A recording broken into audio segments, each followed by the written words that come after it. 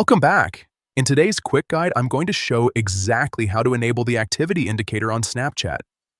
If you've been wondering how to see when your friends are active or just want to make sure your own activity status is visible, this is the setting you need. Let's jump right into it.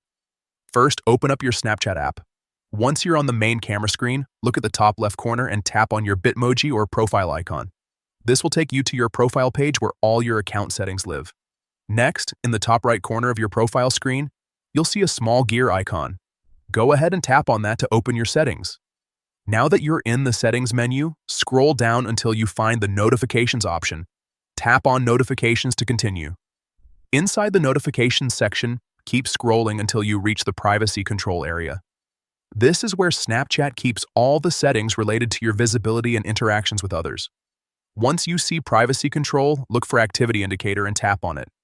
Now you'll see a simple toggle switch. To enable the activity indicator, just turn that switch on.